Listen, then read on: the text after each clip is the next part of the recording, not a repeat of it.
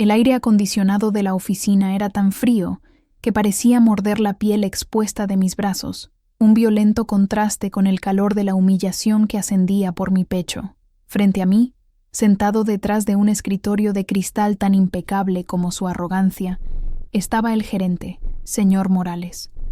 Su nombre era una placa de metal pulido sobre la madera oscura, pero su rostro era un mapa de desdén.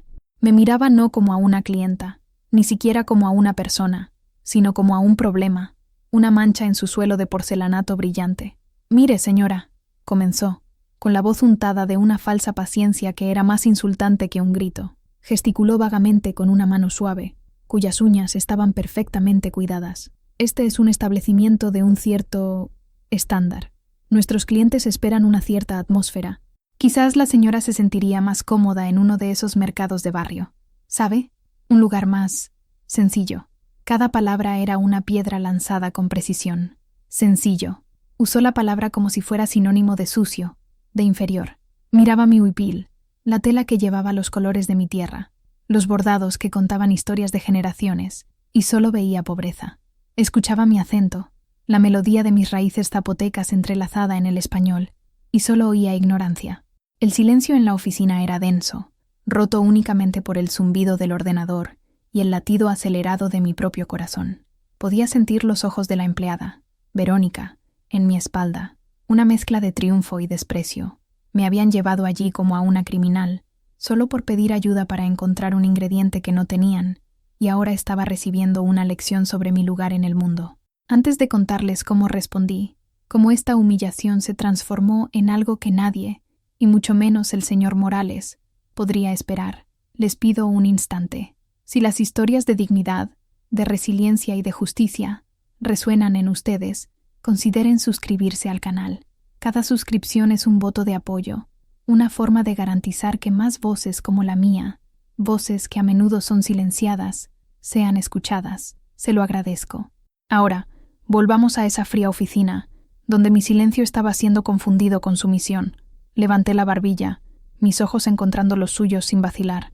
El peso de mis 75 años, de las sequías que vi, de las cosechas que celebré, de las pérdidas que lloré y del conocimiento que acumulé, todo eso se afianzó en mi columna vertebral. Yo no era frágil, yo no era sencilla. Respiré hondo, el aire helado llenando mis pulmones. «Entiendo perfectamente el tipo de establecimiento que es este, señor», dije con mi voz calmada, pero con un hilo de acero que le hizo parpadear. «Y puede estar seguro de una cosa». Hice una pausa, dejando que mis palabras flotaran en el aire como polvo bajo el sol. «Volveré». Él soltó una risa corta y burlona. «Como quiera». Me di la vuelta lentamente, sin prisa. Caminé fuera de su santuario de cristal y metal, sintiendo su mirada y la de Verónica clavadas en mí, como alfileres. Al pasar por las puertas de cristal automáticas y sentir el vaho caliente y contaminado de la Ciudad de México en mi rostro, una certeza me calentó por dentro, más fuerte que el sol del mediodía. Sí, volvería, pero no volvería sola. Mi nombre es Socorro Jiménez.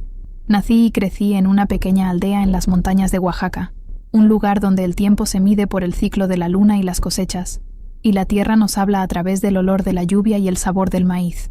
Tengo 75 años, y mis manos, hoy manchadas y arrugadas, aprendieron a leer las texturas de la arcilla para hacer vasijas, a sentir el punto exacto de cocción del mole y a tejer los hilos que forman los diseños de mi huipil. Este huipil que llevo hoy, de algodón blanco con bordados en tonos carmesí e índigo, no es solo una prenda, es mi piel, mi historia. Cada flor representa a un ser querido, cada patrón geométrico, una oración de protección. Mi madre me enseñó a bordar incluso antes de que aprendiera a escribir mi nombre. «Las letras se pueden olvidar, Socorro», decía, con su voz suave como el terciopelo de una flor de calabaza, «pero el lenguaje del corazón, tejido con aguja e hilo, dura para siempre». Estaba en la Ciudad de México para visitar a mi nieta, Elena. Ella es la luz de mis ojos, una joven brillante que dejó nuestra aldea para estudiar en la universidad, para construir un futuro que yo y su madre solo podíamos soñar. Vive en un apartamento pequeño, pero lleno de libros y plantas, un pequeño oasis de Oaxaca en medio de la jungla de asfalto. Yo venía una vez al año, trayendo conmigo el queso, el chocolate, las tlayudas y, lo más importante, las historias que la mantenían conectada a sus raíces.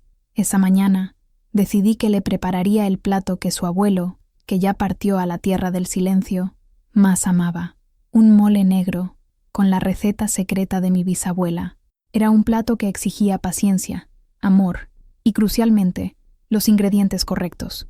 Elena, con su ajetreada vida de estudiante y trabajo, compraba sus cosas en un gran supermercado moderno a pocas manzanas de su apartamento, un lugar llamado El Gran Mercado.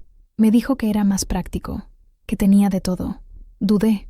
A mí me encantaban los mercados callejeros, el tianguis, con su caos vibrante, los gritos de los vendedores, el olor a cilantro fresco y frutas maduras.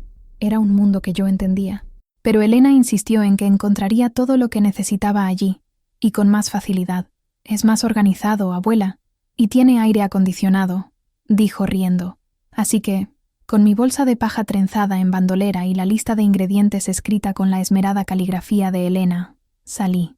El sol de la ciudad era diferente al sol de Oaxaca. Aquí parecía luchar para atravesar una capa de neblina. Era un calor sofocante, que cansaba. Mientras caminaba por las calles bulliciosas, sentía las miradas de la gente. Miradas rápidas, curiosas, a veces desconfiadas. Yo era una anomalía, una figura de un tiempo pasado caminando por una acera del futuro. Pero estaba acostumbrada.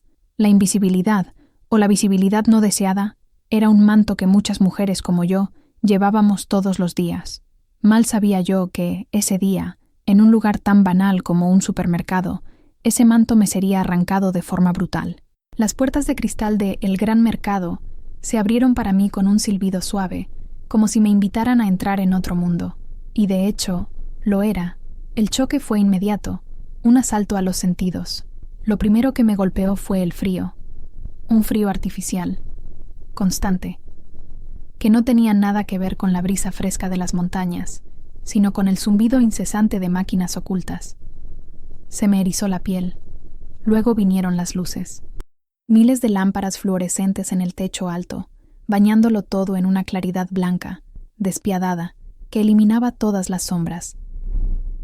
Los colores de los productos parecían más vibrantes, casi falsos. Las manzanas eran tan rojas y pulidas que parecían de cera. Las legumbres estaban perfectamente alineadas, sin una mancha de tierra, como soldados en formación. No había olor a tierra mojada, a hierbas aplastadas bajo los pies, a chiles secándose al sol. El aire olía a productos de limpieza con aroma a limón y a un vago olor a pan industrializado que venía de una panadería lejana. El sonido también era diferente. No existía la música humana de un mercado, las conversaciones, los regateos, las risas.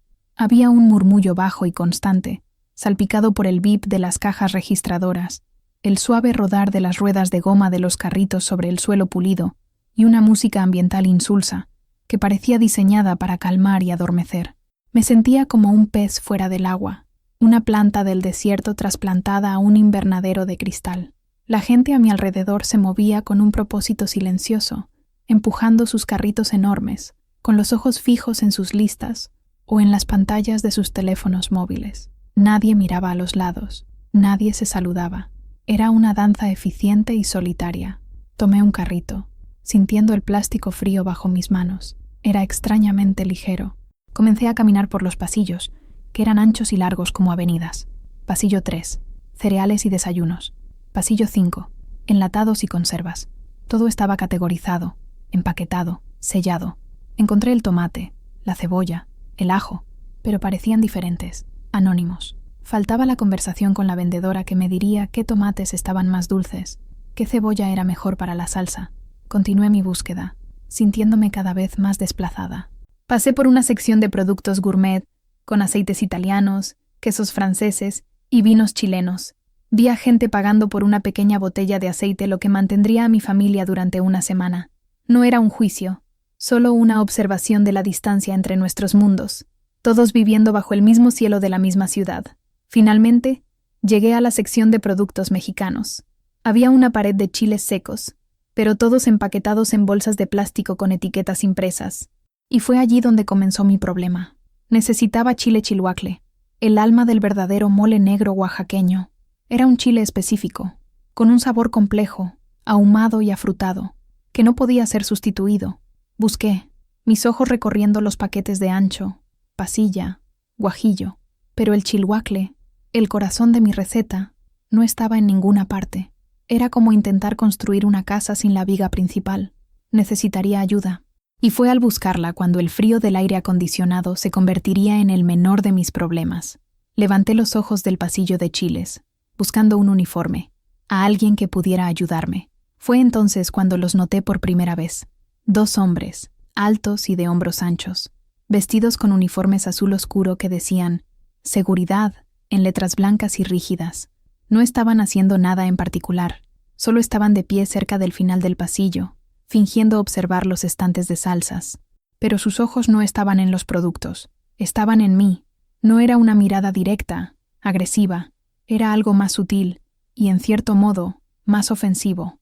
Era una mirada de reojo, rápida, que se desviaba en cuanto yo los encaraba. Uno de ellos dijo algo por la radio que llevaba en el hombro, con la voz baja y ahogada. Empezaron a caminar, lentamente, en dirección opuesta, pero yo sabía, con la certeza que la experiencia de vida nos da, que no se estaban yendo, se estaban reposicionando.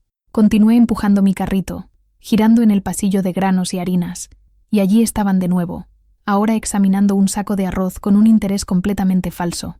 Uno de ellos, el más joven, con el rostro liso y sin expresión, no era bueno disimulando. Sus ojos me encontraron por encima de su hombro y rápidamente miró hacia otro lado.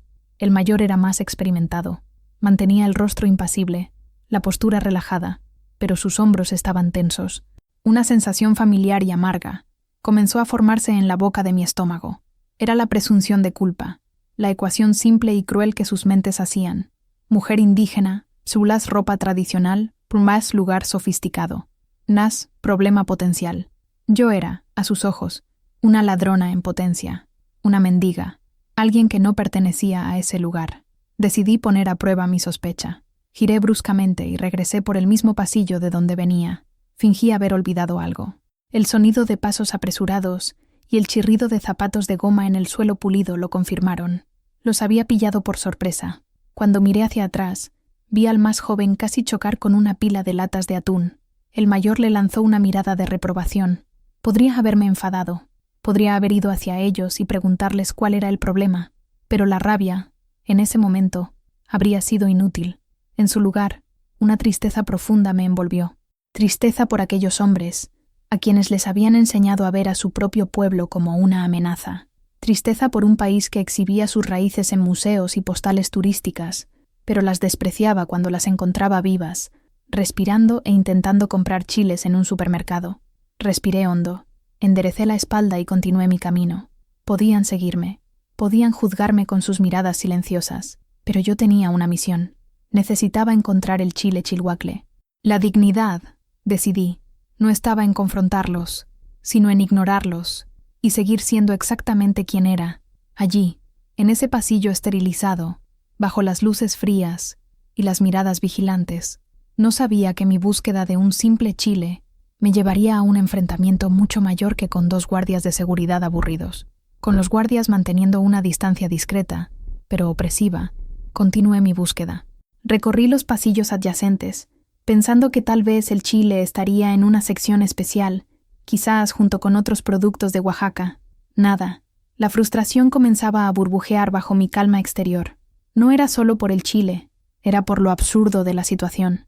Aquel supermercado, con su marketing que celebraba la riqueza de México, ofrecía 20 tipos de pasta italiana, pero no un ingrediente esencial de la cocina más emblemática de uno de sus propios estados. El mole negro no es solo comida, es un ritual, es la comunión, la fiesta, el luto. Cada familia tiene su receta, un secreto pasado de madre a hija.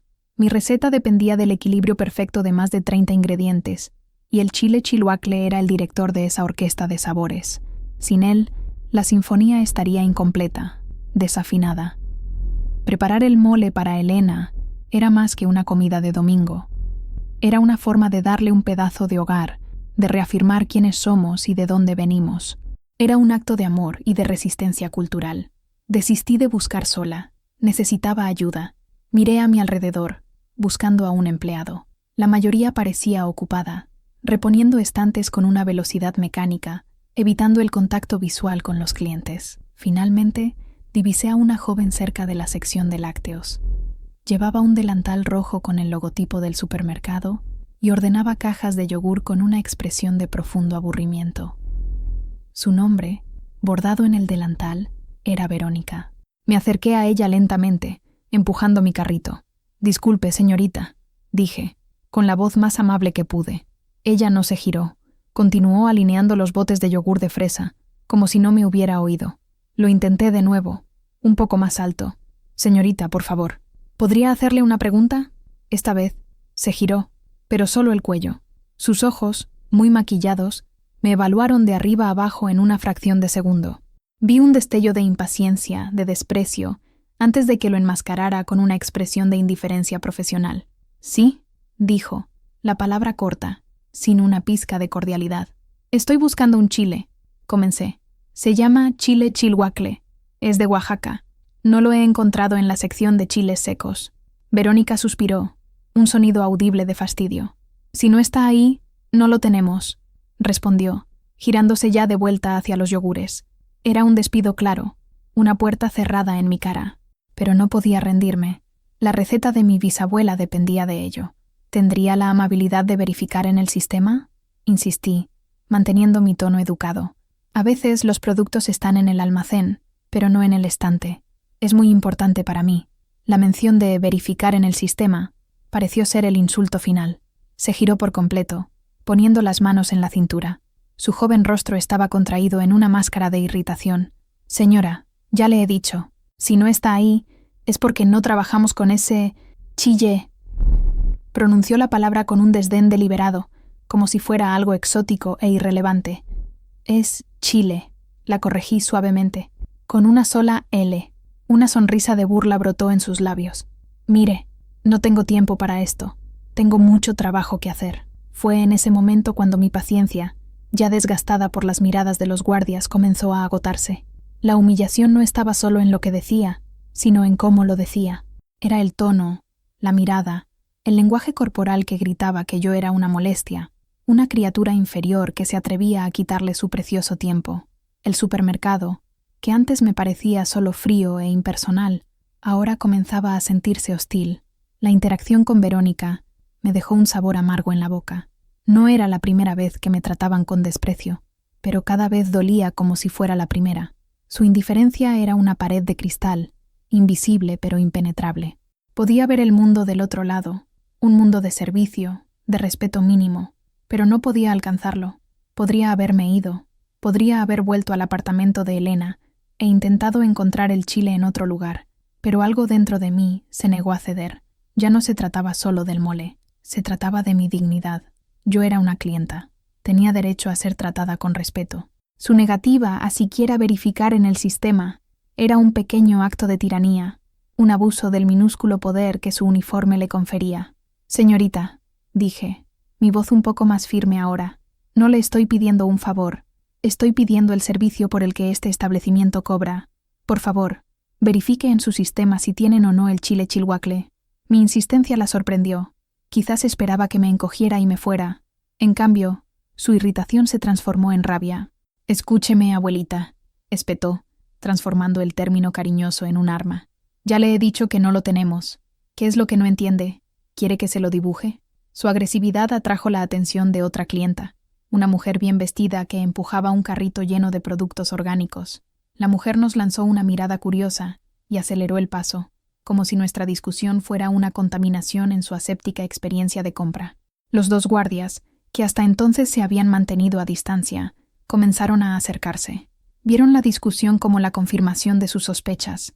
El problema que habían anticipado finalmente estaba ocurriendo. «No hay necesidad de ser grosera», respondí, manteniendo mi voz baja y controlada, aunque mi corazón martilleaba contra mis costillas. «Es una pregunta sencilla, y yo ya le he dado una respuesta sencilla», replicó Verónica, subiendo el tono de voz. «Ahora, si me disculpa, tengo cosas más importantes que hacer que andar de niñera de gente que no sabe leer los letreros. La acusación de que era analfabeta fue la gota que colmó el vaso. Fue un golpe bajo, calculado para herirme y disminuirme, y por un instante lo consiguió. Sentí mis mejillas arder, una oleada de vergüenza y rabia subiéndome por la garganta. Yo, que había leído más libros de los que ella jamás vería en su vida, que había enseñado a generaciones de jóvenes en mi aldea, siendo llamada analfabeta por una muchacha que no podía distinguir a un cliente de un estorbo. «Esto es inaceptable», dije, la voz temblando ligeramente. «Quiero hablar con su gerente». Verónica se rió, una risa fuerte y estridente que resonó en el silencioso pasillo. «Ah, ahora quiere al gerente. Genial. Perfecto. Vamos a solucionar esto de una vez por todas». Tomó la radio de su cinturón con un gesto dramático. «Gerente Morales, por favor, preséntese en el pasillo 7. Tenemos una clienta que está causando problemas». Me miró con una sonrisa victoriosa, como si acabara de acorralar a un animal. Los guardias ahora estaban a pocos metros de distancia, con los brazos cruzados, formando una barrera intimidante. Estaba sola, rodeada, en medio de un pasillo de yogures, convertida en una alborotadora por haberme atrevido a pedir ayuda. El escenario para mi humillación final estaba montado. El tiempo que el señor Morales tardó en llegar pareció una eternidad. Verónica permaneció allí, de brazos cruzados, con un aire de superioridad, como un general que aguarda refuerzos. Los guardias se posicionaron detrás de mí, no muy cerca, pero lo suficiente para que su presencia fuera una amenaza silenciosa. Yo era una isla, y las aguas de la hostilidad subían a mi alrededor. Me concentré en mi respiración, una técnica que mi abuela me enseñó para calmar el espíritu. Inspira el perfume de las flores, expira el polvo del camino, pero allí no había flores, solo el olor a plástico y desinfectante. Inspira la calma, expira la rabia. Funcionó, hasta cierto punto. Logré mantener mi postura erguida, mis manos posadas tranquilamente en el mango del carrito. Por fuera, era una estatua de paciencia. Por dentro, un torbellino de emociones se agitaba. Pensaba en Elena. ¿Qué sentiría si me viera así, siendo tratada como una delincuente? Se enfurecería. Su corazón joven y justo no soportaría la injusticia. Y fue ese pensamiento el que me dio fuerza. No estaba allí solo por mí. Estaba allí por ella, por mis ancestras, por todas las mujeres que alguna vez fueron silenciadas, ignoradas, menospreciadas por su apariencia, su acento, sus orígenes. Finalmente, vi una figura acercándose por el pasillo. Un hombre de mediana edad, vestido con un traje gris que parecía demasiado caro para un supermercado. Su cabello era negro, peinado hacia atrás con gel, y caminaba con pasos rápidos y decididos, como alguien que cree que su tiempo es más valioso que el de los demás. Era el señor Morales. Llegó y su mirada pasó por encima de mí como si fuera invisible, fijándose en Verónica. «¿Cuál es el problema aquí, Verónica?», preguntó, la voz cargada de impaciencia. «Señor Morales», comenzó ella, adoptando un tono de víctima. «Esta señora me está molestando. Ya le expliqué que no tenemos el producto que quiere, pero se niega a aceptarlo. Está montando una escena e incomodando a los otros clientes. La mentira era tan descarada que me dejó momentáneamente sin aliento. Yo no había montado ninguna escena. Mi voz no se había elevado. La única que estaba siendo agresiva era ella. Morales finalmente se volvió hacia mí. Su mirada no fue como la de Verónica, ardiente de rabia, ni como la de los guardias, fría de sospecha. Fue peor. Fue una mirada de completo y absoluto desinterés. Me miró como si fuera un objeto roto en el estante, algo que había que retirar para no estropear la apariencia del pasillo. «Señora», dijo, sin siquiera preguntar mi versión de la historia, «mi empleada ya le ha informado de que no tenemos lo que usted busca. Le pido que no la moleste más. Si no va a comprar nada más, por favor, diríjase a la caja». La presunción de que yo estaba equivocada, de que yo era la fuente del problema, era automática. No hubo cuestionamiento, no hubo investigación. La palabra de ella, una joven uniformada, contra la mía, una anciana indígena. La balanza de la credibilidad ni siquiera osciló. «¿Su nombre es señor Morales?», pregunté, mi voz sonando sorprendentemente firme. Pareció sorprendido de que me dirigiera a él directamente. «Sí, y como le decía, señor Morales», le interrumpí, algo a lo que claramente no estaba acostumbrado. Su empleada no solo se negó a ayudarme, sino que fue extremadamente grosera y me insultó. Solo le pedí que verificara en el sistema del ordenador un producto. Se negó y me acusó de ser analfabeta. Una pequeña chispa de duda apareció en los ojos de Morales, pero se extinguió rápidamente. Miró a Verónica, que negó con la cabeza con una expresión de inocente indignación. «Eso es un absurdo», dijo ella. «Yo jamás haría eso. Morales se volvió hacia mí de nuevo, con su decisión ya tomada. Señora, creo que ha habido un malentendido. Quizás debería calmarse. ¿Por qué no me acompaña a mi oficina? Podemos conversar allí con más privacidad. La palabra privacidad sonó como una amenaza. No quería resolver el problema. Quería esconderlo. Quería quitarme de la vista del público, llevarme a un lugar donde pudiera deshacerse de mí sin testigos. La escalada se había completado. De una simple clienta, me había convertido en una escena, un problema, y ahora, en algo que debía ser tratado a puerta cerrada. Seguí al señor Morales por los laberínticos pasillos del supermercado. Él caminaba delante, con pasos rápidos, sin mirar atrás para ver si le seguía. Los dos guardias nos seguían a una distancia respetuosa, pero su presencia era como una sombra fría.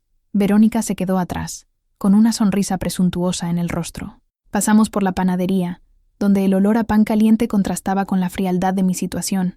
Pasamos por la sección de vinos, con sus botellas oscuras y etiquetas elegantes. En cada pasillo, sentía las miradas de los otros clientes, algunos de curiosidad, otros de lástima, la mayoría de indiferencia. Nadie intervino. Nadie preguntó qué estaba pasando. Era más fácil desviar la mirada, continuar con las compras, fingir que la pequeña procesión de la humillación no estaba ocurriendo. Llegamos a un área restringida para empleados, detrás de la sección de congelados. Morales abrió una puerta con una tarjeta magnética y me indicó que entrara. La oficina era pequeña, estéril y, como notaría en breve, terriblemente fría.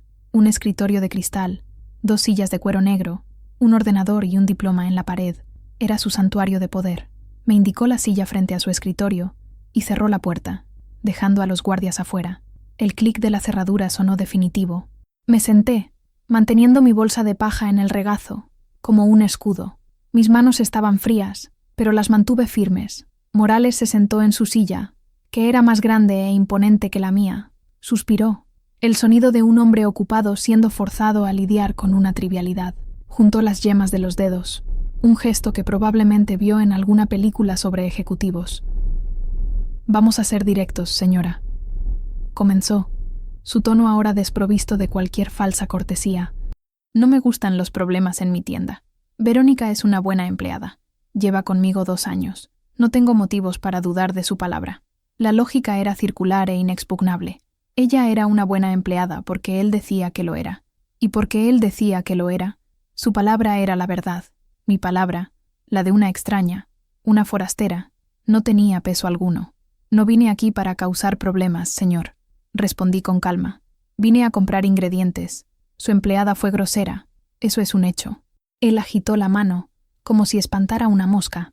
«Hechos, malentendidos. A estas alturas no importa.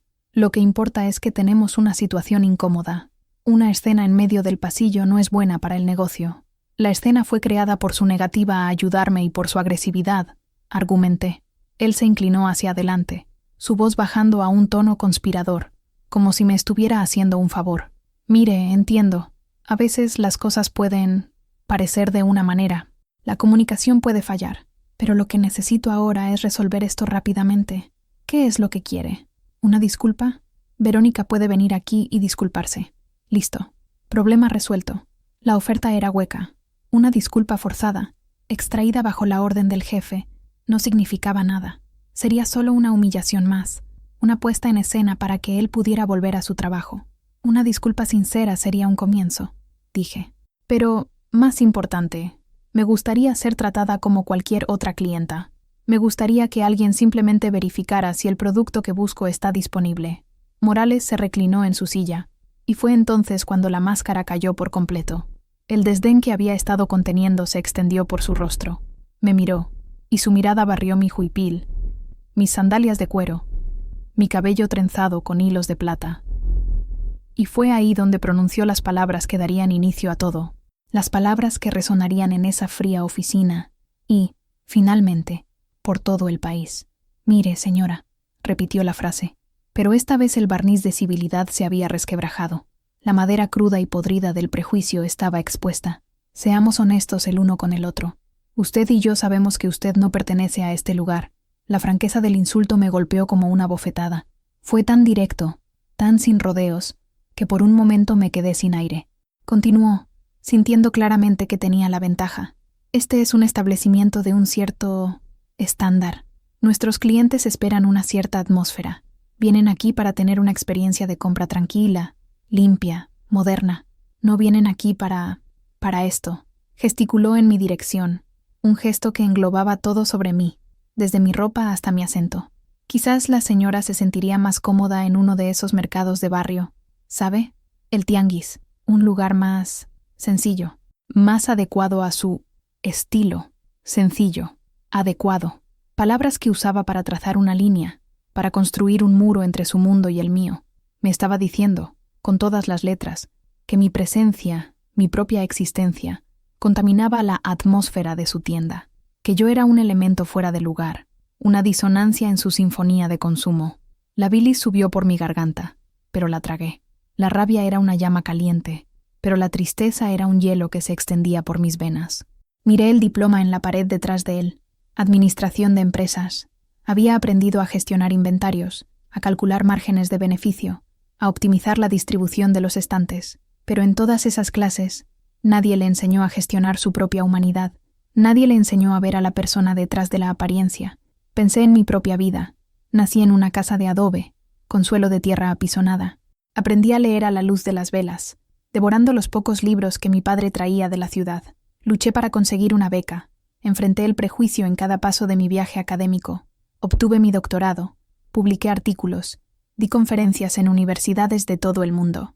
Viajé a lugares que el señor Morales probablemente solo conocía por fotos. Hablé con personas de todas las culturas, de todas las clases sociales. Y sin embargo, en ese momento, en esa fría oficina, nada de eso importaba. Era reducida a la superficie, a lo que sus ojos limitados podían ver, una anciana indígena. El silencio se prolongó. Él esperaba una reacción, quizás lágrimas, quizás un arrebato de rabia impotente, quizás una súplica. No le daría ninguna de ellas. En cambio me anclé. Busqué dentro de mí la fuerza de las montañas de Oaxaca, la resiliencia de los cactus que florecen en el desierto.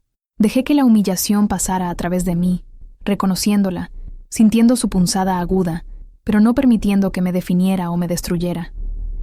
Aquello no era sobre mí, era sobre él, sobre su ignorancia, su miedo, su pequeñez. Reuní toda mi dignidad, un tesoro que nadie podía robarme. Levanté la barbilla, mis ojos encontrando los suyos sin vacilar. El peso de mis 75 años, de las sequías que vi, de las cosechas que celebré, de las pérdidas que lloré y del conocimiento que acumulé, todo eso se afianzó en mi columna vertebral. Entiendo perfectamente el tipo de establecimiento que es este, señor, dije, con mi voz calmada, pero con un hilo de acero que le hizo parpadear. Y puede estar seguro de una cosa. Hice una pausa, dejando que mis palabras flotaran en el aire como polvo bajo el sol. Volveré. Me levanté de la silla, el cuero emitiendo una pequeña protesta. No esperé su respuesta. Me di la vuelta y caminé hacia la puerta. «Seguridad», llamó él, con un tono de pánico en su voz. La puerta se abrió antes de que la alcanzara. El guardia más joven me miró, confundido. «Acompañe a la señora a la salida», ordenó Morales. «No será necesario», dije mirando por encima del hombro. «Conozco el camino». Y entonces salí. Lo dejé en su fría oficina, con su diploma y su ignorancia. No sabía exactamente cómo, pero sabía que mi promesa no era vacía. Volvería, y cuando volviera, la atmósfera de su preciado supermercado nunca más sería la misma. Salir del supermercado fue como emerger de una inmersión en agua helada. El vaho caliente y contaminado de la Ciudad de México nunca me pareció tan acogedor. El ruido del tráfico, los claxones, las sirenas lejanas, todo aquello era el sonido de la vida real, un contraste brutal con el silencio artificial y opresivo de el gran mercado. El guardia me siguió hasta las puertas de cristal automáticas, que se abrieron para liberarme. No miré hacia atrás. Mantuve mis ojos fijos al frente, caminando por la acera con un propósito que no sentía, pero que necesitaba proyectar. Cada paso era un esfuerzo. El huipil, que antes era mi orgullo, ahora parecía pesado sobre mis hombros, como si hubiera absorbido toda la hostilidad del lugar. La humillación es algo curioso. No es un dolor agudo, como un corte. Es un dolor sordo, que se extiende, que envenena. Es un sentimiento que te hace cuestionar tu propio valor, que te hace sentir pequeño, insignificante. Las palabras de Morales resonaban en mi mente. No pertenece a este lugar. Más sencillo, adecuado a su estilo. Eran palabras diseñadas para meterme en una caja, para disminuirme, para expulsarme. Mientras caminaba, el mundo a mi alrededor parecía haber perdido el color. Los edificios, la gente, los coches, todo parecía gris. Me sentía profunda, terriblemente cansada. Un cansancio que no era del cuerpo, sino del alma. El cansancio de toda una vida luchando contra las mismas miradas, las mismas suposiciones, los mismos muros invisibles. Podría haber llorado allí mismo, en la acera. Podría haberme dejado derrumbar bajo el peso de aquel trato, pero las lágrimas no vinieron. En su lugar, una brasa comenzó a arder en mi pecho, una brasa de indignación. No era la rabia caliente y explosiva de la juventud, sino una rabia fría, enfocada, una rabia que exigía no venganza, sino justicia. Lo que me pasó no fue un incidente aislado, fue un síntoma de una enfermedad profunda en el alma de nuestro país. Una enfermedad que enseña a la gente a despreciar sus propias raíces, a valorar lo que viene de fuera y a devaluar lo que es nuestro. ¿Cuántas otras socorros existían? ¿Cuántas otras mujeres y hombres eran tratados de esa forma todos los días, en supermercados, bancos, hospitales, oficinas públicas? ¿Cuántos se callaban, se tragaban la humillación y se iban a casa con el corazón apesadumbrado, creyendo que la culpa era suya? El camino de vuelta al apartamento de Elena fue una mancha borrosa. No me di cuenta del trayecto, de los rostros, de los sonidos. Estaba inmersa en mis pensamientos, la brasa de la indignación transformándose en una llama, y en el fuego de esa llama, una idea comenzó a forjarse, una idea peligrosa, audaz, pero necesaria. Mi promesa al señor Morales no fue un desahogo impulsivo, fue el inicio de un plan. Volvería, sí, pero no como una víctima. Volvería como una fuerza de la naturaleza. Él quería expulsarme de su mundo moderno y limpio. Mal sabía él que yo estaba a punto de traer mi mundo entero, con toda su historia, su fuerza y su verdad, al interior del suyo, y haría un ruido que él jamás podría ignorar. Cuando finalmente llegué al edificio de Elena y comencé a subir las escaleras, sintiendo el olor familiar de su casa, el cansancio dio paso a una determinación de hierro. La humillación no sería el final de la historia, sería el comienzo. Abrí la puerta del apartamento de Elena con mi copia de la llave. El pequeño espacio estaba en silencio, excepto por el sonido de un teclado siendo tecleado rápidamente. La encontré sentada en la mesa de la cocina, rodeada de libros y papeles, el rostro iluminado por la pantalla de su portátil. Su cabello oscuro estaba recogido en un moño desordenado, y la concentración fruncía su ceño.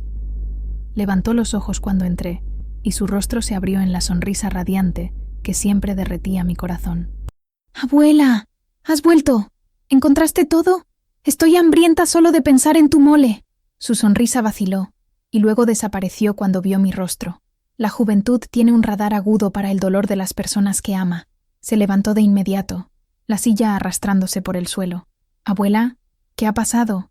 Estás pálida». Vino hacia mí, sus manos cálidas sosteniendo las mías, que estaban heladas. Me guió hasta el sofá, se sentó a mi lado y esperó. No me presionó con preguntas.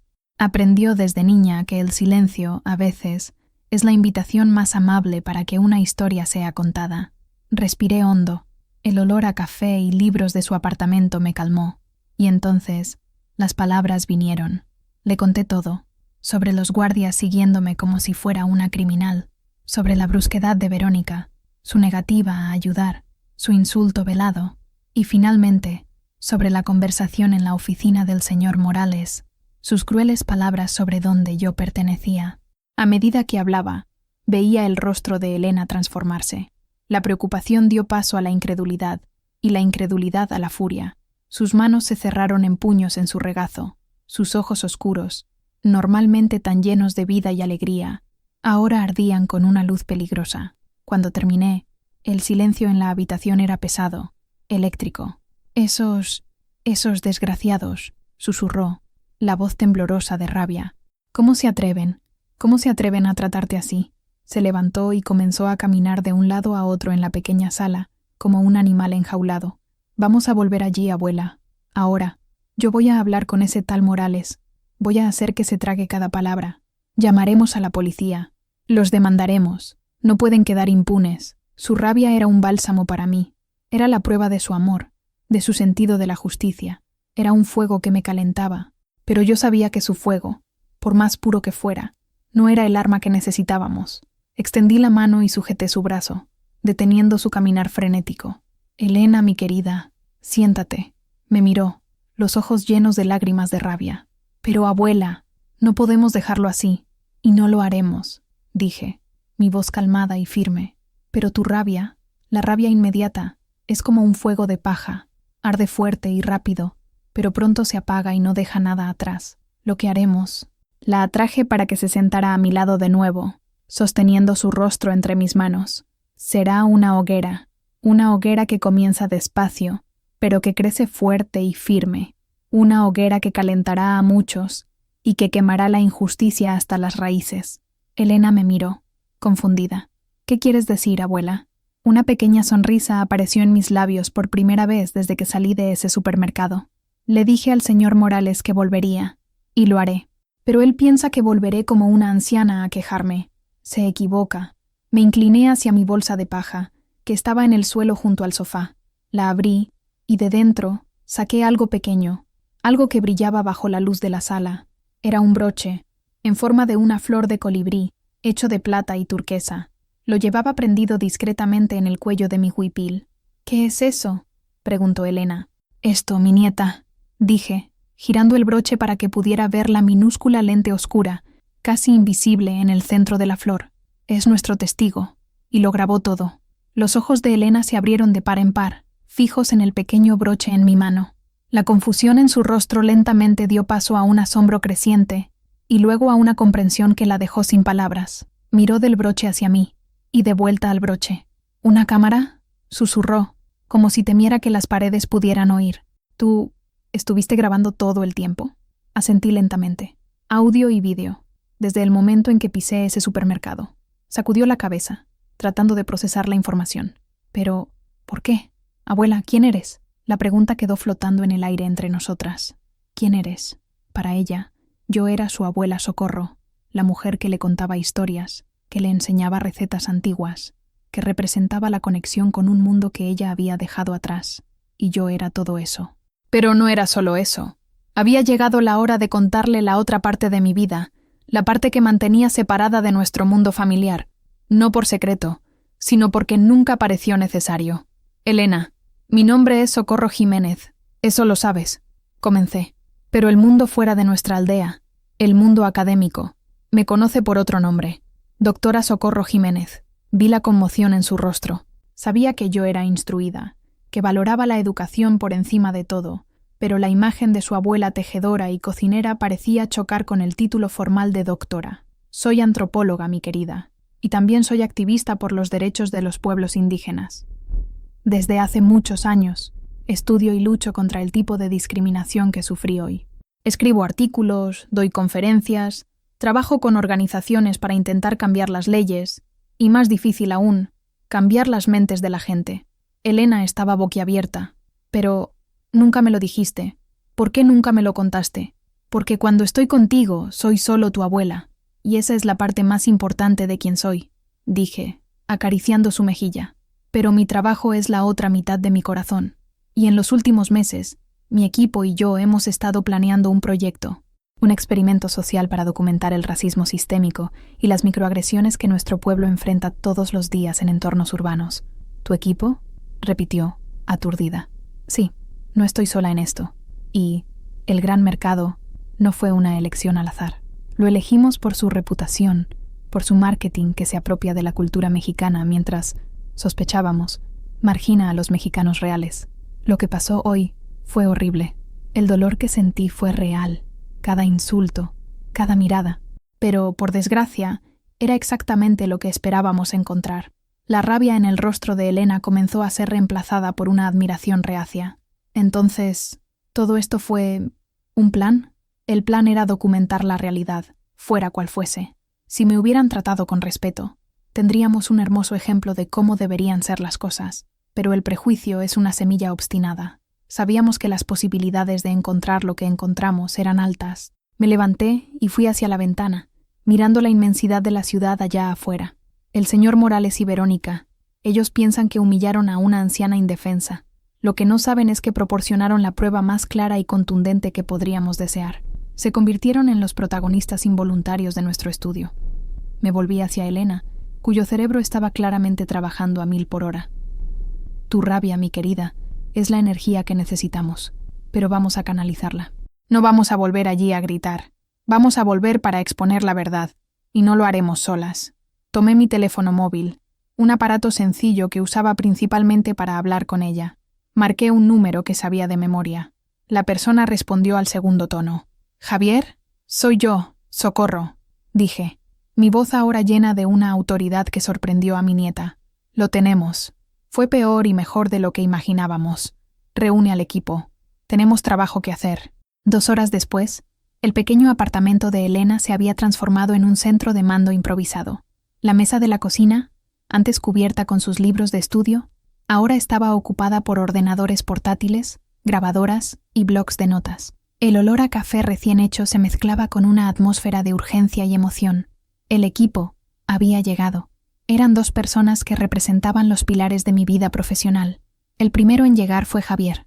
Era joven, de menos de 30 años, con una energía nerviosa que le hacía estar siempre en movimiento. Sus ojos oscuros eran increíblemente inteligentes y brillaban con la pasión de un idealista. Javier era un periodista de investigación freelance, uno de los pocos que aún creían que el periodismo podía, y debía, cambiar el mundo. Se había especializado en cubrir cuestiones de derechos humanos y justicia social, y veía nuestro proyecto no solo como una historia, sino como una misión. Me conoció hace unos años, al hacer un reportaje sobre mi trabajo, y desde entonces se había convertido en un aliado indispensable. El segundo era el doctor Mateo Vargas. Mateo era mi contemporáneo, un colega profesor de sociología en la UNAM, Universidad Nacional Autónoma de México. Donde yo era la pasión y la experiencia vivida, Mateo era la metodología y el análisis académico. Era tranquilo, metódico, con el pelo canoso y unas gafas de montura fina que constantemente se ajustaba en la nariz. Él garantizaba que nuestro trabajo fuera riguroso, éticamente sólido y académicamente defendible. Era el ancla de la razón para mi barco de indignación. Elena observaba todo con los ojos muy abiertos, sirviendo café e intentando absorber la nueva realidad de su abuela. «Increíble, Socorro. Simplemente increíble», dijo Mateo, después de que terminé de relatar los eventos del día. Sacudió la cabeza, más con tristeza que con sorpresa. Es el guión clásico de la deshumanización. Cada paso, desde la vigilancia de los guardias hasta la expulsión velada por el gerente, sigue el patrón que hemos documentado en decenas de estudios. Pero tenerlo en vídeo, con esta claridad, es oro, Mateo. Oro puro, interrumpió Javier, sus dedos volando sobre el teclado de su portátil. La crueldad casual, la arrogancia del gerente, eso es lo que hace que la historia sea poderosa. No es un villano de dibujos animados, es el prejuicio del día a día, ese que millones de personas enfrentan y que es tan difícil de probar. Conecté el broche cámara al portátil de Javier. Mientras los archivos se transferían, recordé brevemente cómo habíamos planeado todo aquello. Recordé las largas noches en mi despacho de la universidad, con Mateo y Javier. Discutimos la ética del proyecto exhaustivamente. La grabación secreta era problemática, pero concluimos que era la única manera de capturar la cruda verdad del prejuicio. Era una herramienta necesaria para exponer un mal mayor, un mal que prosperaba en las sombras de la negación. Decidimos que yo sería el cebo. Mi edad, mi género, mi etnia, mi vestimenta, todo me convertía en el blanco perfecto. Era un papel que aceptaba con el corazón apesadumbrado, pero con la determinación de quien sabe que la lucha exige sacrificio. La cuestión ahora es cómo usar esto, dijo Mateo, devolviéndonos al presente. ¿Publicarlo anónimamente en línea? ¿Llevarlo a una organización de derechos humanos? No, dijo Javier, con los ojos brillantes. Esto es demasiado grande para eso. Esto tiene que ser un evento. Tiene que explotar. Necesitamos controlar la narrativa desde el principio. Y por eso le dije al gerente que volvería, añadí, y todos los ojos se volvieron hacia mí. La historia no está completa. El primer acto fue la humillación. El segundo acto será la confrontación. Y vamos a filmar el segundo acto también. Pero esta vez, con cámaras que todo el mundo pueda ver. Un silencio de asombro se apoderó de la sala. Elena me miraba con una mezcla de miedo y orgullo. Javier fue el primero en entender. Una sonrisa lenta y amplia se extendió por su rostro. «Socorro», Eres genial, absolutamente genial. Una confrontación pública. La víctima regresa, pero esta vez con poder. Es perfecto. Es arriesgado, ponderó Mateo. Pueden llamar a la policía, acusarla de allanamiento, intentar confiscar el equipo. Por eso necesitamos un canal de televisión de gran alcance con nosotros, dijo Javier, ya cogiendo el teléfono. Tengo un contacto en una cadena nacional, una productora que siempre está buscando una historia con impacto social. Si le muestro un fragmento de lo que tenemos, no se resistirá. El plan se estaba formando, más audaz y más grande de lo que había imaginado inicialmente. La pequeña hoguera que le había mencionado a Elena estaba a punto de recibir un vendaval. El archivo de vídeo finalmente terminó de transferirse. Javier hizo doble clic, y la pantalla de su portátil se llenó con mi perspectiva. La calidad era sorprendentemente buena. El sonido, captado por un micrófono minúsculo, era nítido. Juntos, los 4 nos inclinamos sobre la pequeña pantalla, y yo reviví la experiencia, pero esta vez como una observadora. Vimos el pasillo del supermercado desde mi punto de vista, las luces brillantes, los estantes perfectamente alineados. Oímos mi propia voz, educada, pidiendo ayuda. Y entonces vimos a Verónica, vimos su desdén, el gesto de poner los ojos en blanco, el suspiro de impaciencia. Oímos su voz cortante, si no está ahí, no lo tenemos. Elena emitió un pequeño sonido de indignación, como si le hubieran dado un puñetazo. Verla y oírla era mucho peor que solo escuchar mi relato. La cámara no mentía. Continuamos viendo. La escalada, mi insistencia calmada, la rabia creciente de ella. Escúcheme, abuelita. La acusación de que era analfabeta. La llamada triunfante al gerente. Pausa ahí, dijo Mateo. Señaló la pantalla. Miren su lenguaje corporal, las manos en la cintura, la inclinación agresiva hacia adelante. Y escuchen el cambio en el tono de voz de Socorro. Ella nunca pierde la calma, pero hay una firmeza creciente. Es un caso de estudio fascinante sobre poder y resistencia en interacciones cotidianas. Javier no estaba interesado en el análisis académico. Esto es dinamita, murmuró, con los ojos fijos en la pantalla. Luego, vino la escena con el señor Morales. Primero, en el pasillo, oímos la mentira descarada de Verónica, la aceptación inmediata de Morales. Elena se cubrió la boca con la mano, con los ojos anegados de furia. Y finalmente, la escena en la oficina. La cámara, prendida en mi pecho, capturó el escritorio de cristal, las manos bien cuidadas de Morales, y luego su rostro, cuando se inclinó para pronunciar su veredicto. Seamos honestos el uno con el otro. Usted y yo sabemos que usted no pertenece a este lugar. La frase cayó en la silenciosa sala como una piedra en un pozo. Oírla de nuevo, con la claridad del audio digital, era para helar la sangre. Quizás la señora se sentiría más cómoda en uno de esos mercados de barrio, un lugar más sencillo, más adecuado a su estilo. Elena comenzó a llorar en silencio, las lágrimas corriendo por su rostro. La abracé, sintiendo sus hombros temblar. Su dolor era casi más difícil de soportar que mi propia humillación. Javier cerró el portátil con un golpe seco. Ya está, es más que suficiente.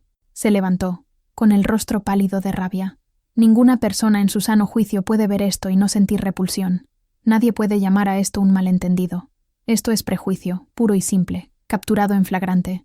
Mateo se ajustó las gafas, pero vi que sus manos también temblaban ligeramente. La claridad del audio es nuestra mayor arma. No hay ambigüedad. Sus palabras son una confesión. El análisis de la grabación nos unió. Lo que era, hasta entonces, una historia contada por mí, ahora se había convertido en una verdad objetiva, irrefutable, que todos habíamos presenciado. El dolor de Elena, la rabia de Javier, la validación académica de Mateo, todo ello solidificó nuestra resolución. De acuerdo, dije, mi voz sonando más fuerte de lo que me sentía. Ahora que todos hemos visto la enfermedad, es hora de preparar el remedio. Javier, haz tu llamada. Mateo, empieza a redactar una declaración, algo que podamos leer a la prensa, explicando el contexto del experimento social. Elena, mi querida, dije, secando sus lágrimas, necesito que seas fuerte. Te necesito a mi lado. Ella asintió, con la barbilla temblando, pero los ojos firmes. Estaré allí, abuela, hasta el final. La estrategia estaba definida. La evidencia era incontestable. El equipo estaba unido. La próxima vez que entrara en el gran mercado, no sería como Socorro, la clienta no deseada. Sería como la doctora Socorro Jiménez, la mujer que traía consigo la incómoda luz de la verdad. Los 2 días siguientes fueron un torbellino de actividad febril. El apartamento de Elena se convirtió en el cuartel general de nuestra pequeña revolución. Dormíamos poco, movidos por café, sándwiches y una creciente sensación de propósito. Javier fue la pieza clave. Pasó horas al teléfono con su contacto, la productora de noticias llamada Sofía. Al principio, ella se mostró escéptica. Los periodistas reciben docenas de pistas sobre injusticias, todos los días. Pero Javier fue persistente. Le envió un fragmento de 2 minutos del vídeo, la parte final de la conversación en la oficina de Morales. La respuesta de Sofía llegó en menos de 5 minutos, una sola palabra en mayúsculas. ¿Cuándo? La cadena de televisión estaba dentro. Y no solo eso, estaban entusiasmados. Vieron el potencial, el drama humano, la clara injusticia, la confrontación inminente. Sofía aceptó todos nuestros términos. Nos darían control editorial sobre cómo se presentarían inicialmente mi imagen y la historia, y lo más importante, aceptaron acompañarnos, con un equipo completo, en mi regreso al supermercado. Mientras Javier se encargaba de la logística de los medios, Mateo y yo trabajábamos en el manifiesto.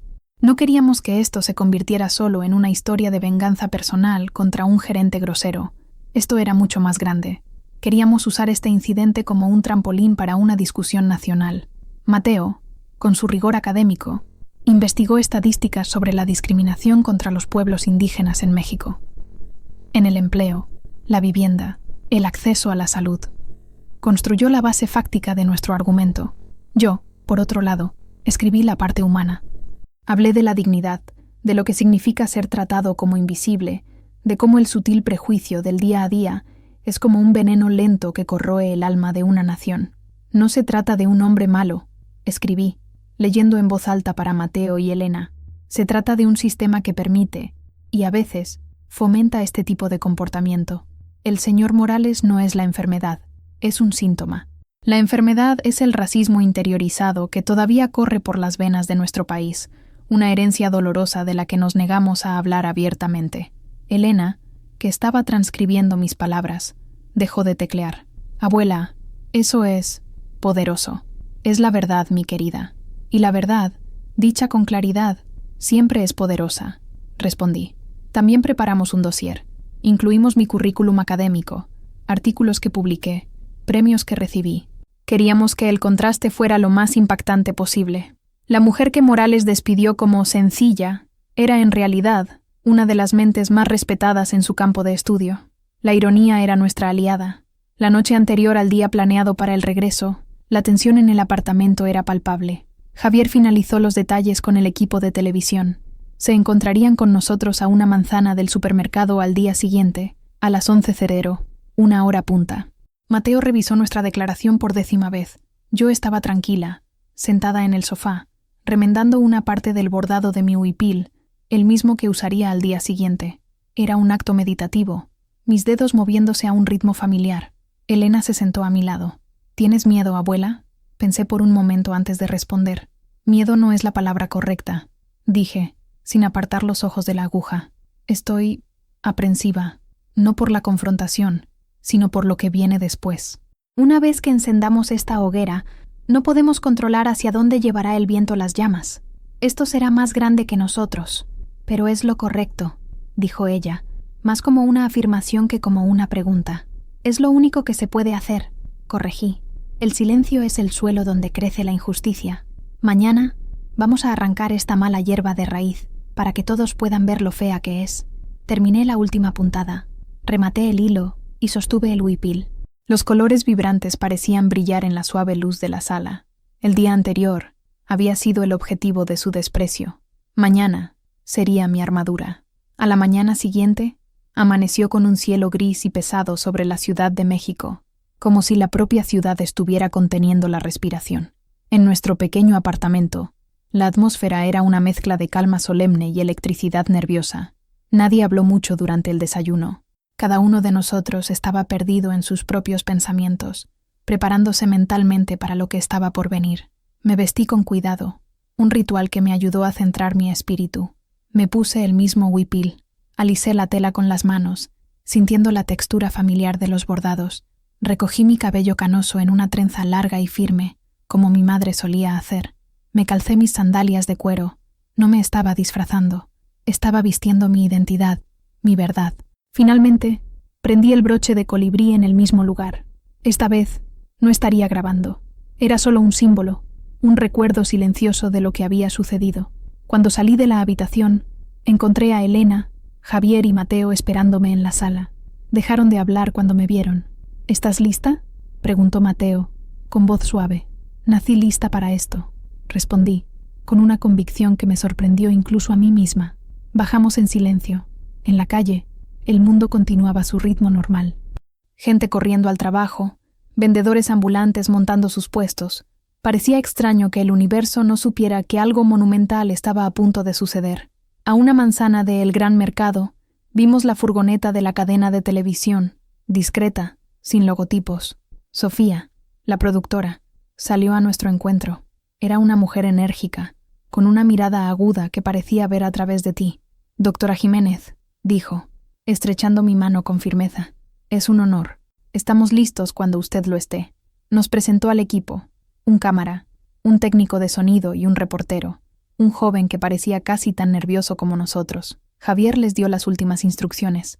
La cámara principal se quedaría conmigo y con el reportero.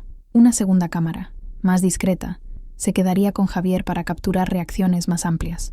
Mateo y Elena se quedarían un poco atrás, como apoyo moral y testigos. Mientras el técnico de sonido colocaba un pequeño micrófono de solapa en mi huipil, mi corazón comenzó a latir más fuerte. La realidad de lo que estábamos a punto de hacer me golpeó con toda su fuerza. Estábamos a punto de cruzar un punto sin retorno. Sofía se acercó a mí. Doctora, solo para confirmar, el plan es entrar, encontrar a la empleada, luego al gerente, y confrontarlos, ¿cierto? Correcto, dije. Pero no es una confrontación a gritos, es una confrontación de hechos. Déjenme hablar primero. El reportero solo interviene con las preguntas cuando yo dé la señal. Entendido. Me miró a los ojos, con una expresión de respeto genuino en su rostro. Lo que usted está haciendo requiere mucho coraje. Sonreí, una sonrisa pequeña y cansada. El coraje es solo el miedo que ha decidido dar un paso adelante. Respiré hondo una última vez, el aire de la ciudad llenando mis pulmones. Miré a Elena, que me dio un asentimiento de cabeza alentador, con los ojos brillantes de orgullo. Miré a Javier y a Mateo, mis aliados. No estaba sola. Vamos, dije. Es hora de volver a El Gran Mercado. El equipo se movió. El cámara levantó la cámara al hombro. El técnico de sonido se ajustó los auriculares y, como una pequeña tropa marchando a la batalla, comenzamos a caminar hacia aquellas puertas de cristal automáticas. El segundo acto estaba a punto de comenzar. Girar la esquina y ver de nuevo la fachada de El Gran Mercado fue como revisitar la escena de una pesadilla. El mismo letrero verde y blanco, las mismas paredes de cristal relucientes, pero esta vez la dinámica era completamente diferente. No me acercaba como una figura solitaria y vulnerable. Era la punta de lanza de una pequeña formación. Las puertas de cristal se deslizaron y el mismo aire frío nos golpeó. Pero esta vez, el frío no me intimidó. La atmósfera dentro de la tienda cambió instantáneamente. Las primeras personas en notarnos fueron los clientes cerca de la entrada. Detuvieron sus carritos, con los ojos abriéndose de par en par al ver una cámara de televisión profesional entrando en su templo de consumo. Los susurros comenzaron a extenderse como una ola. Los dos guardias estaban en el mismo lugar de antes, cerca de la entrada. Sus rostros pasaron por una rápida sucesión de emociones. Primero, confusión. Luego, alarma. El mayor, el mismo que me había seguido con tanta frialdad, dio un paso adelante, la mano yendo instintivamente a la radio en su hombro. Sus ojos se fijaron en la cámara, luego en mí, y vi el momento exacto en que me reconoció. La sangre pareció desaparecer de su rostro. Su postura profesional se desmoronó, reemplazada por una incertidumbre aterrorizada. Miró a su colega más joven, que parecía igualmente conmocionado y perdido. ¿Qué debían hacer? Su protocolo ciertamente no cubría a una señora indígena regresando con un equipo de reporteros. Los ignoré. Mi misión no era con los peones, era con los jugadores principales. Sigan caminando, murmuré al equipo. Nos movimos como una unidad hacia el interior de la tienda. El murmullo de los clientes nos seguía, una banda sonora de curiosidad y especulación. La gente comenzó a sacar sus teléfonos móviles, transformándose en una audiencia instantánea. El ruido normal del supermercado, los bips, la música ambiental, fue siendo ahogado por el creciente zumbido de nuestra presencia. Atravesamos la sección de frutas y verduras, las manzanas perfectamente pulidas siendo testigos de nuestro avance. Me movía con una calma que no sentía por dentro. Mi corazón latía como un tambor de guerra contra mis costillas, pero mis pies estaban firmes en el suelo de porcelanato. Sabía a dónde iba. Pasillo 7. Lácteos. El lugar de mi primera humillación. Mientras nos acercábamos, la vi. Verónica. Estaba de espaldas a nosotros, ordenando cajas de leche. Parecía estar tarareando en voz baja, ajena a la conmoción que se aproximaba a ella. El cámara se posicionó para tener un ángulo claro. El reportero, siguiendo mis instrucciones, se quedó un paso detrás de mí, en silencio. Me detuve a pocos metros de ella. El sonido de nuestros pasos la hizo girarse. Sus ojos pasaron por la cámara, por el reportero, y luego se posaron en mí. Durante un largo segundo no reaccionó. Solo se quedó allí, de pie, con una caja de leche en la mano, la mente intentando conectar los puntos. La anciana del otro día. Una cámara de televisión. La misma anciana. Las piezas encajaron en su mente con un clic audible, y el resultado fue pánico puro. El color desapareció de su rostro. La caja de leche se le escurrió de los dedos y cayó al suelo con un golpe sordo, el líquido blanco esparciéndose por el suelo impecable. Su boca se abrió, pero no salió ningún sonido. Me miró fijamente, con los ojos desorbitados de terror e incomprensión. La cazadora acababa de darse cuenta de que, todo el tiempo, ella había sido la presa. El silencio en el pasillo 7 era absoluto, roto únicamente por el sonido de la leche extendiéndose por el suelo. Verónica estaba congelada, el rostro una máscara de pánico. La arrogancia, la impaciencia, el desprecio, todo se había disuelto, dejando atrás solo a una joven aterrorizada. Di un paso adelante, con la cámara siguiéndome. Mantuve mi voz baja, pero cada palabra fue captada con claridad por el micrófono. «Hola, Verónica», dije. Mi nombre en sus labios pareció romper el hechizo. Parpadeó, tragando saliva. ¿Qué es esto?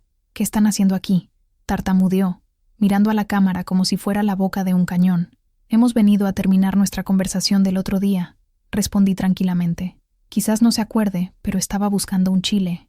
El reportero, a una sutil señal mía, dio un paso adelante. «Señorita, mi nombre es Carlos Rivera, de TV Nacional. Nos gustaría hacerle algunas preguntas sobre la atención al cliente en esta tienda». Yo no puedo hablar con la prensa», dijo Verónica, retrocediendo, con los ojos buscando desesperadamente una ruta de escape. «Necesito llamar a mi gerente». «Excelente idea», dijo Carlos, con un profesionalismo cortante. «A nosotros también nos gustaría mucho hablar con el señor Morales». La mención del nombre de su jefe pareció profundizar su pavor.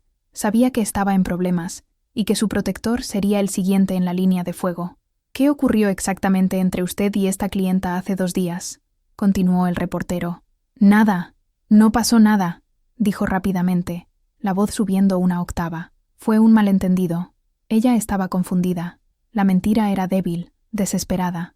La miré a los ojos, no con rabia, sino con una especie de tristeza. «Yo no estaba confundida, Verónica. Fui muy clara. Y usted también lo fue. Usted me llamó abuelita. Usted me acusó de no saber leer. Cada palabra que decía la hacía retroceder un paso más. La multitud de curiosos a nuestro alrededor crecía. Todos los teléfonos móviles apuntaban en nuestra dirección, grabando desde diferentes ángulos. El drama en el pasillo de lácteos se había convertido en un espectáculo público. «Yo no dije eso. Yo nunca diría eso», protestó, las lágrimas comenzando a brotar en sus ojos. Eran lágrimas no de remordimiento, sospechaba, sino de miedo. «Es interesante», dije, mi voz manteniendo el mismo tono calmado y medido, «porque tenemos una grabación que sugiere lo contrario». La palabra grabación la golpeó como un rayo. Se puso pálida como la cera. Su negación vaciló. La certeza en su mentira se deshizo. Me miró, a la cámara, a los rostros anónimos de la multitud. Estaba acorralada, expuesta. En ese preciso momento, oímos una voz autoritaria que venía del final del pasillo. «¿Qué está pasando aquí? ¿Qué es este desorden?». Era el señor Morales. Venía hacia nosotros, con el rostro rojo de ira por la interrupción en su tienda perfectamente ordenada. Aún no me había visto. Sus ojos estaban fijos en la cámara y en la leche derramada en el suelo. Estaba a punto de entrar en escena, sin saber que el papel principal ya había sido escrito para él. El señor Morales marchó hacia nosotros como un toro furioso. Su rabia era palpable, dirigida al equipo de televisión y al desorden en su pasillo.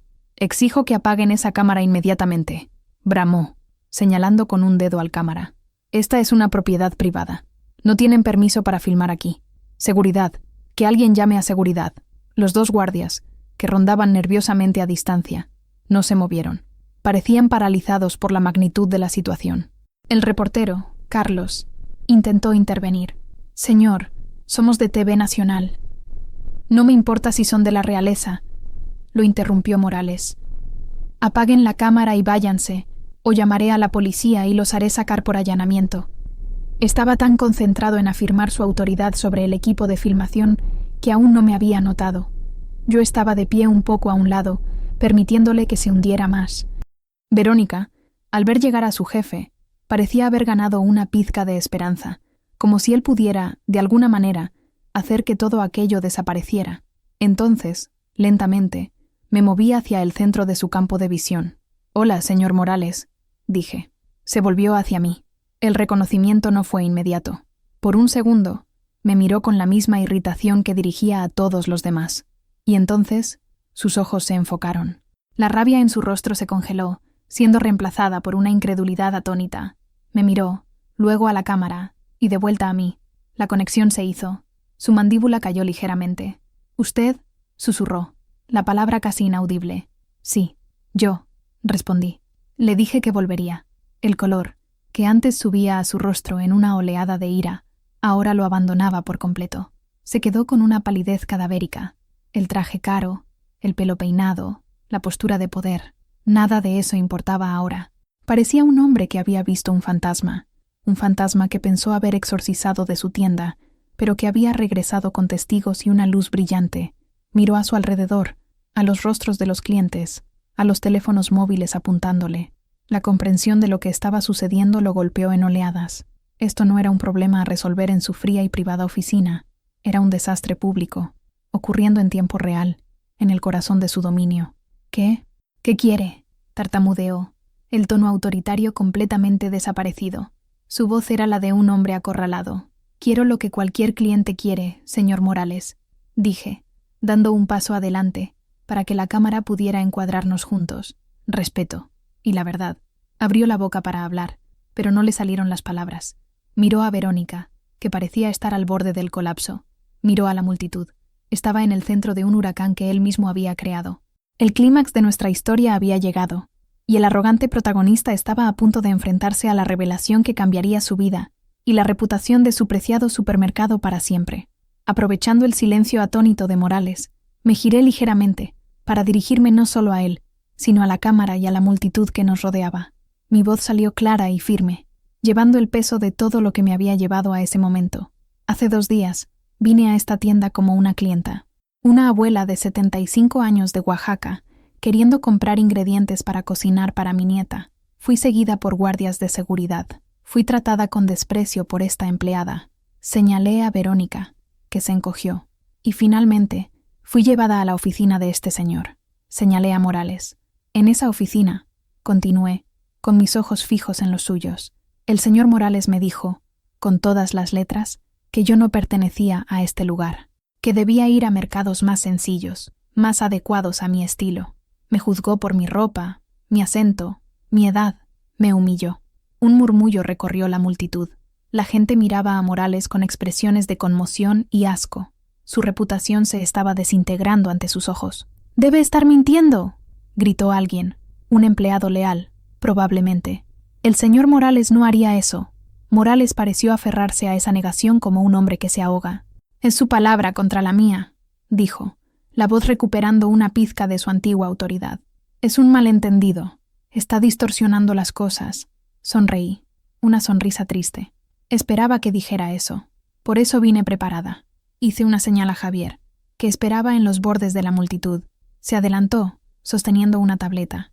En su pantalla, el vídeo de mi visita a la oficina de Morales estaba listo para ser reproducido. Javier sostuvo la tableta frente a Morales, lo suficientemente alto para que la cámara de televisión y varios teléfonos móviles pudieran filmar la pantalla. Presionó play. La voz de Morales llenó el pasillo. Mi voz, y luego la suya, nítida e inconfundible. Seamos honestos el uno con el otro. Usted y yo sabemos que usted no pertenece a este lugar.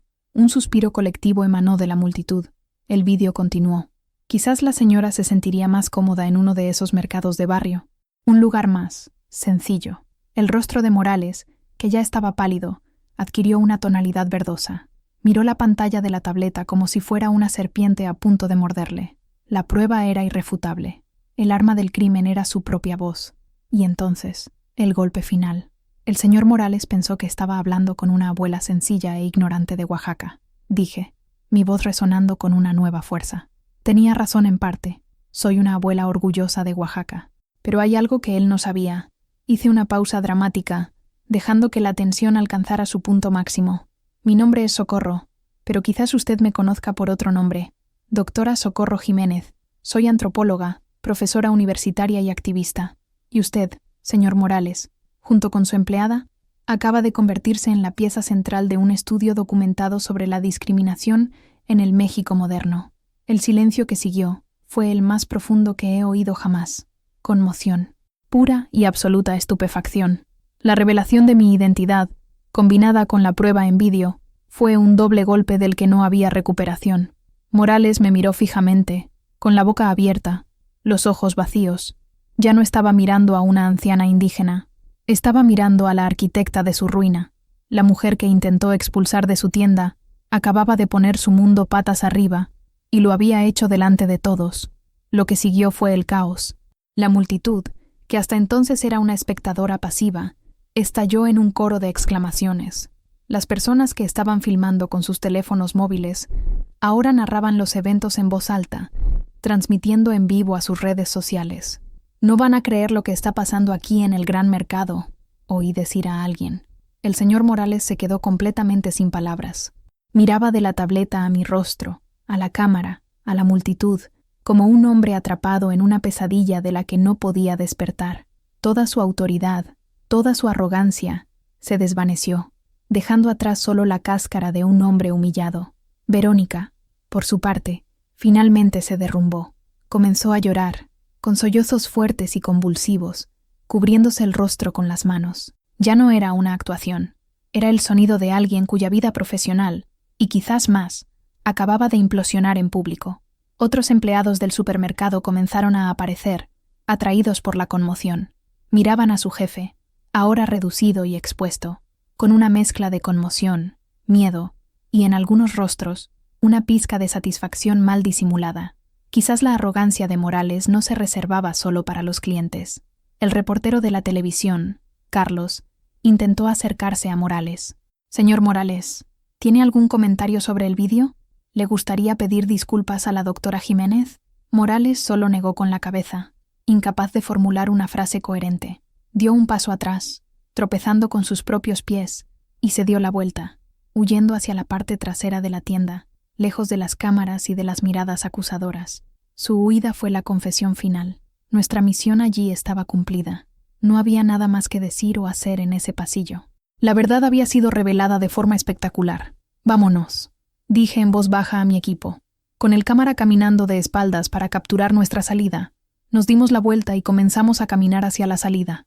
La multitud se abrió para darnos paso, como las aguas del mar. La gente me miraba con un nuevo respeto, con admiración. Algunos aplaudieron.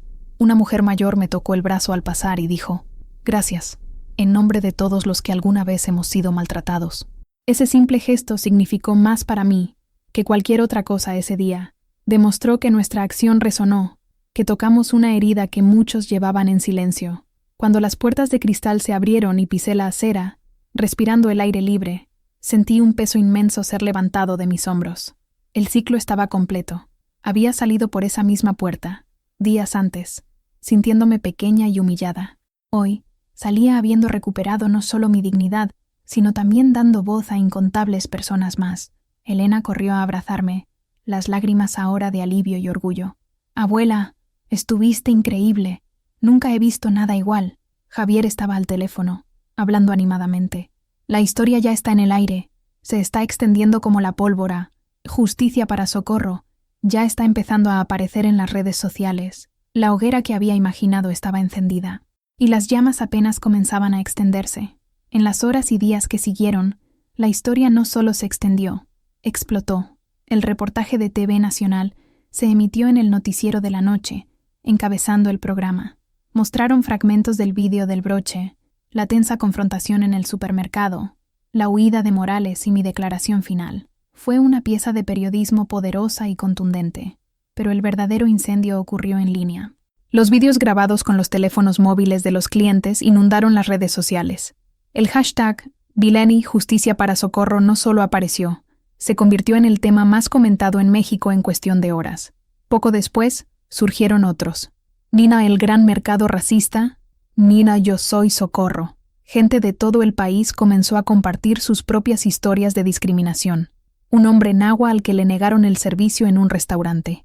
Una mujer mixteca seguida por guardias de seguridad en unos grandes almacenes. Un joven maya ridiculizado por su acento en una entrevista de trabajo. Mi historia personal se convirtió en un catalizador, abriendo una compuerta de dolor y rabia reprimidos. La nación se vio obligada a mirarse en el espejo, y la imagen que vio no era bonita. La reacción contra el gran mercado fue inmediata y abrumadora. Las páginas de redes sociales de la empresa fueron inundadas con miles de comentarios furiosos. Famosos, políticos e influencers digitales se manifestaron, condenando la actitud de la tienda y expresando su solidaridad conmigo. Se organizó espontáneamente un boicot nacional. Empezaron a circular fotos de sucursales de El Gran Mercado, con los aparcamientos vacíos. La primera respuesta de la empresa fue un desastre de relaciones públicas. Emitieron una breve nota en línea, hablando de investigar el incidente y reforzar sus valores de inclusión. La respuesta del público fue de burla. La nota fue vista como débil, corporativa y poco sincera. La presión aumentó. Las acciones de la empresa matriz comenzaron a caer. Otras cadenas de noticias, incluidas las internacionales, se hicieron eco de la historia. Yo, la abuela sencilla de Oaxaca, estaba ahora en los titulares de The New York Times y de la BBC. 2 días después de la confrontación, el gran mercado cedió. El director general de la empresa, un hombre al que nunca había visto, apareció en una rueda de prensa televisada. Con el rostro sombrío, leyó una declaración. Anunció el despido fulminante del señor Morales y de Verónica. Emitió una disculpa pública, profunda y sin reservas, directamente a mí y a todas las comunidades indígenas de México. Pero sabíamos que las palabras y los despidos no eran suficientes. Esto era solo el comienzo. En nuestro pequeño apartamento, que se había convertido en un centro de medios, el teléfono no paraba de sonar.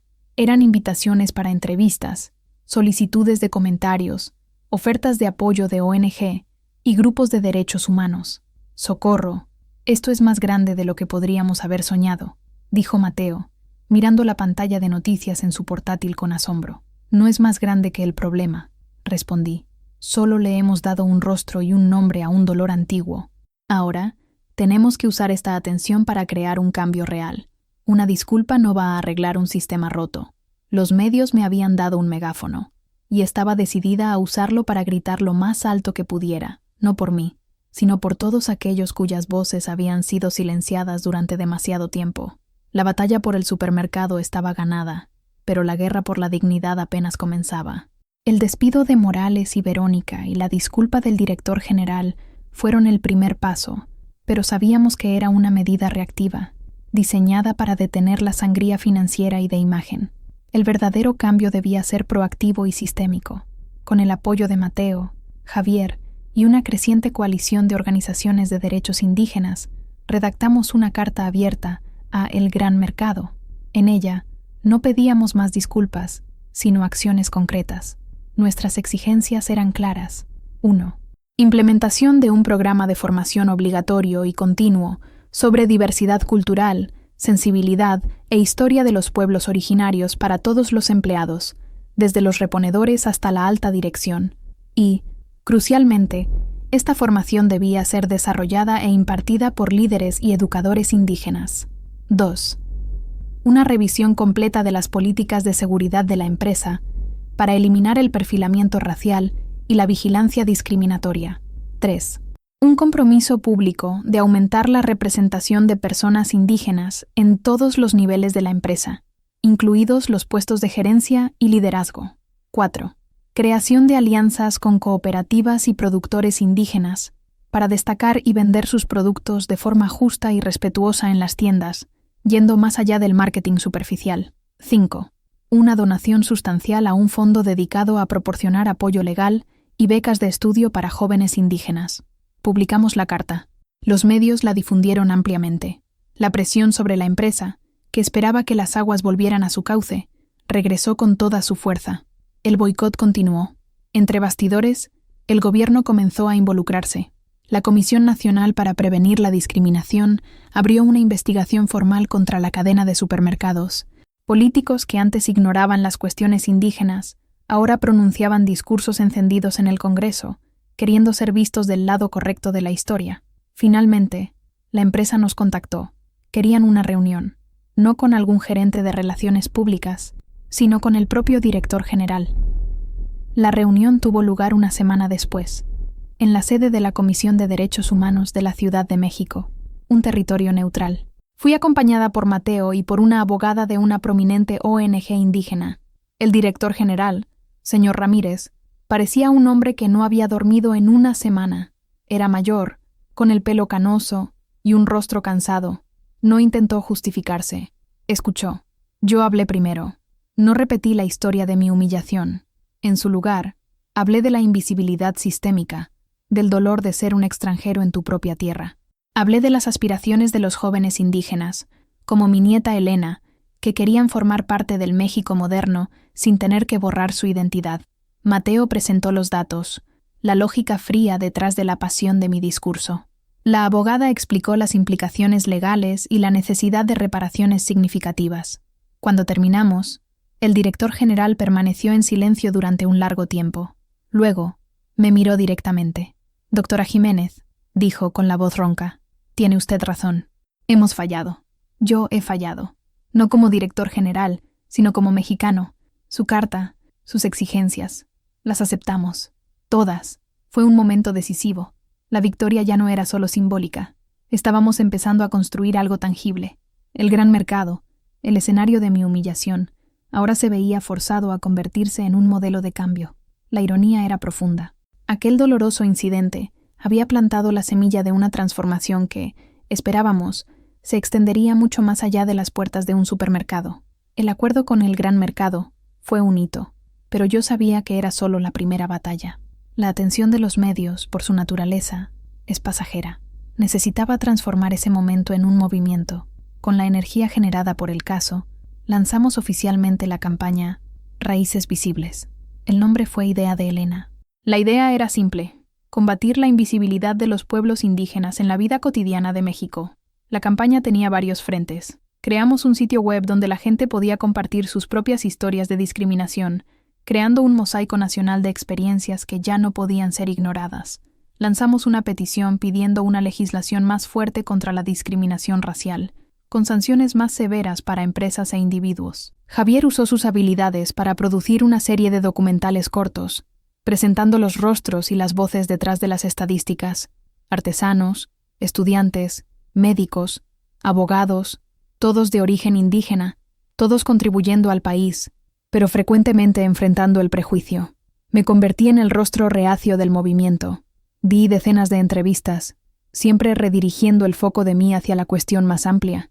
Viajé por el país, hablando en universidades, en comunidades, en foros empresariales. En todas partes, llevaba mi huipil, ya no como una simple prenda de vestir, sino como una declaración de que la identidad no es algo que ocultar o de lo que avergonzarse. Una de las iniciativas más poderosas fue la que nació del propio origen del conflicto, la comida. En colaboración con el Reformado, el Gran Mercado y otras cadenas que se unieron voluntariamente, creamos secciones especiales en las tiendas llamadas Corazón de la Tierra. En ellas, productos de cooperativas indígenas se vendían con destaque, contando la historia de los productores, de sus comunidades y de sus tradiciones. El chile chilhuacle, el chile que no pude encontrar, ahora estaba allí, con un cartel que contaba su importancia para la cultura de Oaxaca. El cambio fue lento. a veces frustrante. Enfrentamos resistencia, escepticismo. Se nos acusó de victimismo, de crear división, pero por cada voz negativa, había decenas de otras de apoyo. La conciencia nacional se había despertado. La gente comenzó a notar el prejuicio que antes ignoraba, en chistes, en comentarios casuales, en actitudes. El gerente de un restaurante en la Ciudad de México me contactó para decirme que, después de ver mi historia, se dio cuenta de que nunca había contratado a un indígena para trabajar en la sala, solo en la cocina, y que iba a cambiar eso. Una profesora de una escuela privada nos escribió diciendo que había rehecho su currículo de historia para incluir más sobre las ricas civilizaciones que existían antes de la conquista. Eran pequeñas victorias, pero juntas formaban una ola de cambio. La humillación que sufrí en ese frío pasillo no fue en vano. Fue la piedra arrojada al lago, y las ondas se estaban extendiendo, tocando costas que nunca podría haber imaginado. Transformamos el dolor en propósito, y el propósito en acción. La hoguera que encendimos continuaba ardiendo, iluminando rincones oscuros y calentando corazones fríos. Ya han pasado 6 meses. Estoy de vuelta en mi casa en Oaxaca, sentada en el patio, bajo la sombra de una bugambilla que florece en un escándalo de color púrpura. El aire aquí es limpio, con olor a tierra húmeda y flores de jazmín. Es mi santuario, el lugar donde recargo mi alma. Pero mi vida ya no es la misma. Viajo con frecuencia a la Ciudad de México para las reuniones de la Fundación Raíces Visibles. Mi rostro es reconocido en las calles. La gente me para, no para pedir autógrafos, sino para compartir una historia, para dar las gracias, para ofrecer una palabra de aliento. El huipil que llevo ya no es visto con sospecha, sino con un nuevo tipo de respeto. Elena está terminando la universidad. Se ha convertido en una de las voces más apasionadas de nuestro movimiento, organizando grupos de jóvenes, usando las redes sociales con una habilidad que yo nunca tendré. Ha encontrado una manera de unir sus dos mundos, el de la tradición y el de la modernidad, en una fuerza poderosa. Siento por ella un orgullo que apenas me cabe en el pecho. En cuanto a el gran mercado, la transformación es visible. Los programas de formación están en pleno funcionamiento. Visité una de las tiendas, de incógnito, hace unas semanas. Fui tratada con una cortesía profesional y eficiente. Vi rostros indígenas entre los cajeros y los gerentes de sección. En la sección Corazón de la Tierra, vi a una familia leyendo la historia de un productor de café de Chiapas a sus hijos. El cambio es real, aunque frágil. Nunca más volví a saber del señor Morales o de Verónica. Espero que hayan aprendido algo, que la humillación pública los haya llevado a un momento de reflexión, y no solo de amargura. Les deseo paz, pues sé que el prejuicio es una prisión tanto para quien lo practica como para quien lo sufre.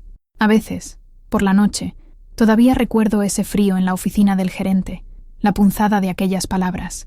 La herida ha cicatrizado, pero el recuerdo permanece, no como una fuente de dolor, sino como un recordatorio de que la dignidad es como una planta resiliente.